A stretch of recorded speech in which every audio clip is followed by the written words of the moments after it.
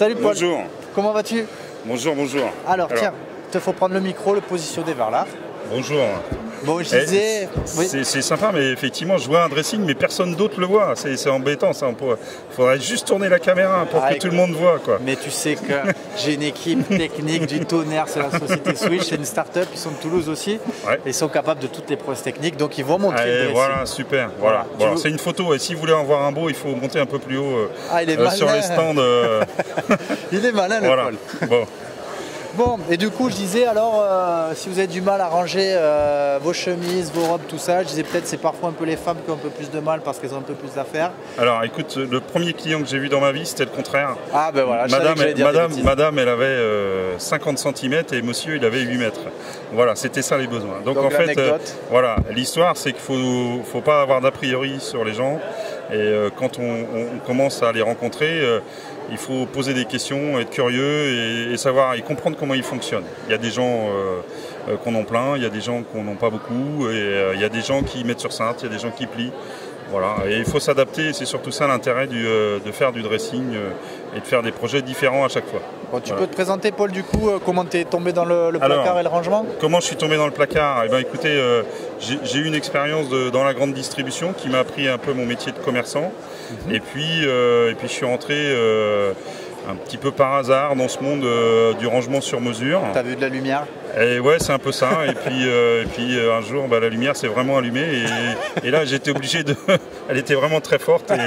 Et j'ai été obligé de racheter la boîte pour laquelle je travaillais. Ah, carrément? Voilà. T'as pas rigolé, toi? Et non, j'ai pas rigolé. Mais non, parce que tu n'avais pas envie de retourner à la case chômage. Et donc, l'idée, c'était de se lancer dans le grand bain de l'indépendance.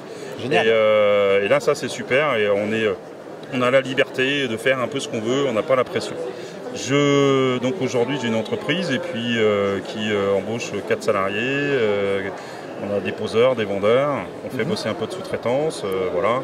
Okay. Et on est sur des projets milieu de gamme, haut de gamme, avec cette envie toujours de côté de personnalisation. Chacun a le droit à son projet.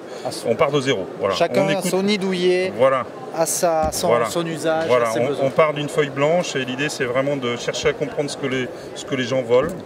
Et là où c'est sympa, c'est que on rencontre des personnalités complètement différentes. Ah, et voilà, tous les jours. Voilà.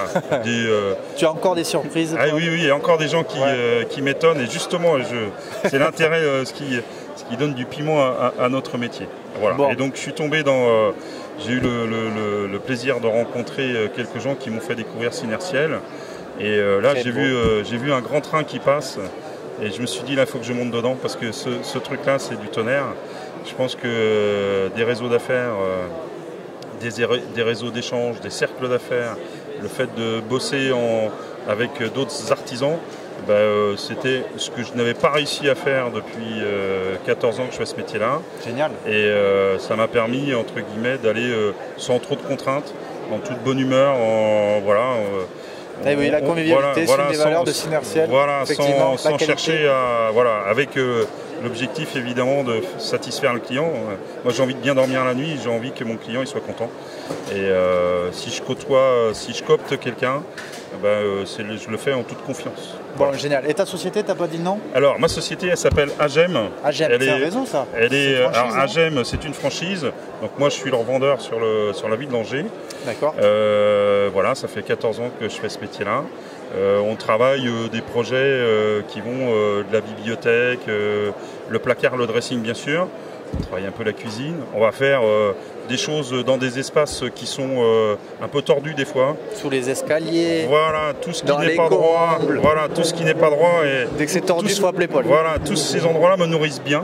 Et tu vois que je suis bien nourri. Ouais. Voilà. Attention, j'arrive. Ouais, voilà. Et l'idée, c'était vraiment de faire quelque chose de... un projet où on prend en compte la satisfaction du client. L'idée, c'est de sécuriser tout ce qu'on va faire, toute la découverte qu'on va faire, c'est de sécuriser l'acte d'achat.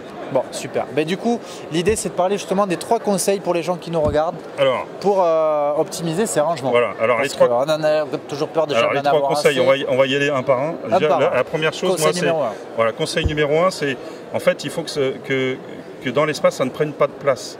C'est-à-dire qu'on favorise le déplacement autour de ces rangements-là. C'est faut qu'ils paraissent intégrés. Voilà, ça c'est le premier conseil. Garder de l'espace pour se déplacer. Voilà, c'est quand je rentre dans une chambre, moi c'est pas l'emplacement du dressing qui va m'intéresser, c'est où est-ce qu'on met le lit. Le lit. Pour de façon à avoir les espaces qui sont entre guillemets moins intéressants pour justement les optimiser, pour mettre du rangement. Voilà. La deuxième chose, je dirais que c'est compter. Compter combien de penderies, combien de piles de vêtements, combien de chaussures. Qu'est-ce que vous voulez ranger? Est-ce que quand on démarre avec toi, Paul, est-ce que tu démarres par leur dire de faire le tri?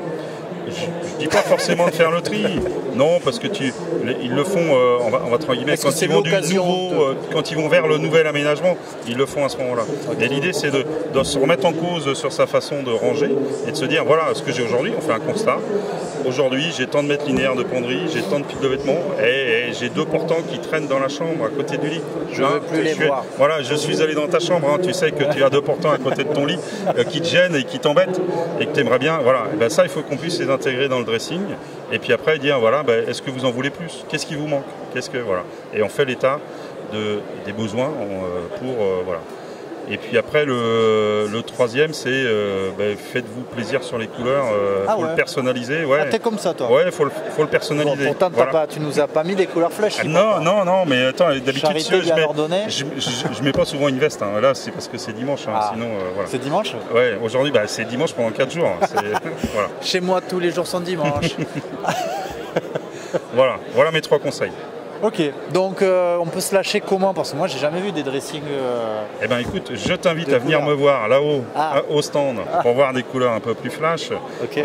On peut personnaliser, chaque morceau est personnalisable. Et donc ça veut dire qu'on peut personnaliser avec un fond, avec une façade de tiroir, avec ça peut être une poignée. Qui peut être un peu extraordinaire.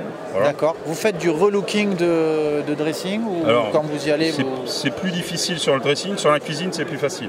Voilà. Les façades. Voilà, les façades, les façades, voilà. Changer tout ça.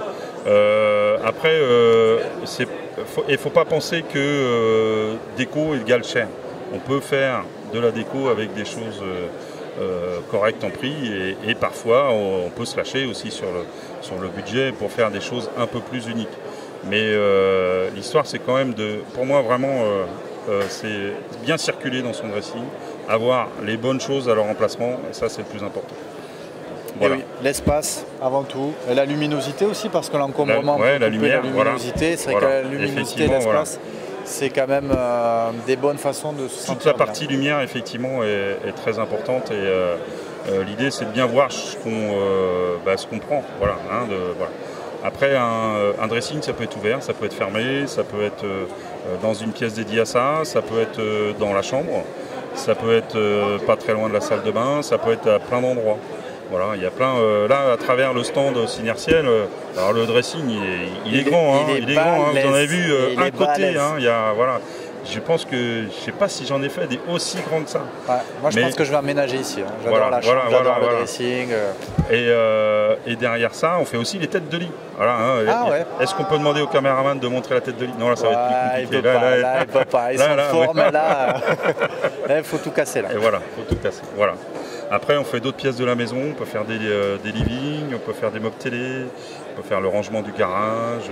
Vous êtes des concepteurs du coup à la boutique, vous prenez le papier, le crayon, après vous passez tout en 3D. Exactement. Et on peut tout faire. Exactement. Voilà. Bon, mais c'est magnifique. Mais si vous aussi voulez optimiser vos rangements, Paul est là. Il est là tout le week-end parce que tous les jours c'est dimanche avec lui et il met la veste. Donc vous pouvez le contacter. Merci beaucoup Paul, c'était très sympa. Voilà. À bientôt.